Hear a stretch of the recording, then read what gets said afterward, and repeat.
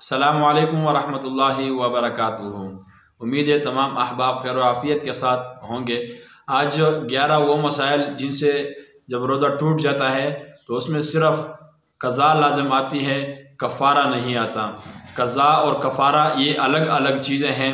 قضا ایک آدمی کے اوپر روزہ قضا ہو جاتا ہے تو اس کا صرف ایک ہی روزہ رکھنا پڑتا ہے، لیکن کفارہ اس میں 60 مسکینوں کو کھانا کھلانا یا 2 مہینے روزے رکھنا یا غلام آزاد کرنا جیسے قرآن مجید میں ہے تو وہ آتا ہے۔ کفارہ میں یہ چیزیں ہوتی ہیں۔ اب 11 وہ چیزیں آپ کے سامنے انشاءاللہ رکھنے جا رہے ہیں جن سے صرف قضا آتی ہے، اس کے اوپر کفارہ نہیں آتا۔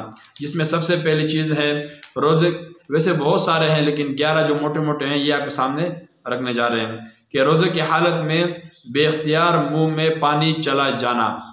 روزے کی حالت تھی، بے اختیار منہ میں آپ کو پانی چلا گیا، یعنی آپ کلی کر رہے تھے یا آپ نہا رہے تھے تو آپ کے حلق کے اندر سے پانی چلا گیا بے اختیار، اس سے آپ کا روزہ ٹوٹ جائے گا، قضا آئے گی، اس کے اوپر کفارہ نہیں آئے گا۔ نمبر 2، نکسیر کا خون حلق میں پہنچ کر پیٹ میں چلا جانا، یعنی ناک سے جو خون بہتا ہے، نکسیر جو بیماری ہے ناک کی خون والی، اس کا اگر خون آپ کے حلق کے ذریعے سے پیٹ میں چلا گیا تو اس صورت میں بھی روزہ تو ٹوٹ جائے گا، قضا آئے گی، اس کے اوپر کفارہ کوئی نہیں ہے۔ نمبر 3، مٹی کھانا۔ مٹی کھانے سے بھی روزہ ٹوٹ جاتا ہے۔ بعض علماء نے تو اس کو ویسے بھی مٹی کھانا مکروہ لکھا کیونکہ انسان اس سے پیدا ہوا ہے۔ مٹی کھانا، اس سے روزہ ٹوٹ جائے گا، قضا بھی آئے گی، کفارہ نہیں ہے۔ نمبر 4، رنگین داغا جس کا رنگ تھوک میں آ جائے۔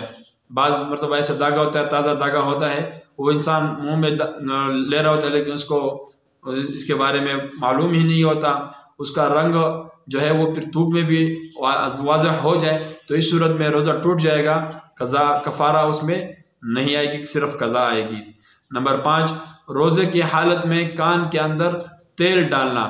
روزے کی حالت میں کان میں تیل ڈالا، جیسے پچھلی ویڈیو میں بتایا تھا، تو اس صورت میں روزہ ٹوٹ جائے گا، اس میں صرف قضا آئے گی، کفارہ کوئی نہیں۔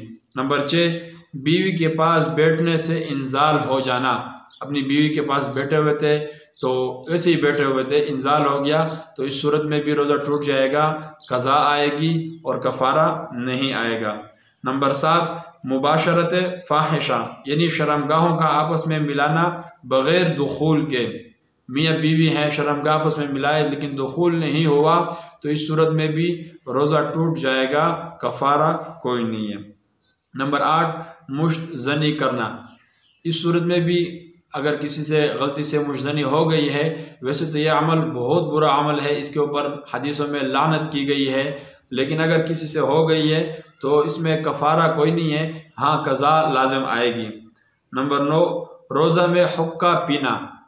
حقہ بھی یہی حکم ہے کہ قضا آئے گی، کفارہ کوئی نہیں، روزہ اسے ٹوٹ جاتا ہے۔ اور نمبر 10، آگ لگ جانے کی صورت میں روزہ توڑ دینا۔ جیسے آج کل کے زمانے میں کوئی دھماکہ ہو جائے آپ کے قریب، آپ کو تکلیف ہو رہی ہے، گرمی کی شدت ہے، یا کہیں آگ لگ گئی، آپ کے گھر کے اندر آگ لگ گئی اور گرمی زیادہ ہو گئی ہے، دل خراب ہو رہا ہے، تو اس صورت میں روزہ توڑ سکتے ہیں، روزہ ٹوٹ جائے گا اور اس میں پھر بعد میں قضا رکھ لیں گے، اس کے اوپر بھی کفارہ نہیں ہے۔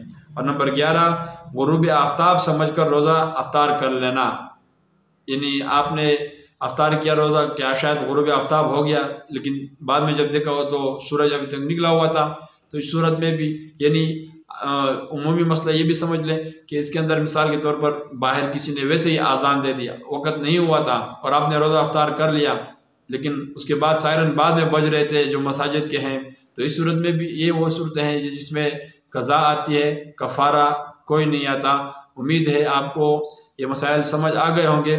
پھر بھی اگر کسی ساتھی نے کوئی مسئلہ پوچھنا ہو تو انشاءاللہ آپ کمنٹ کر سکتے ہیں، آپ کو انشاءاللہ اس کا لازمی جواب دیا جائے گا۔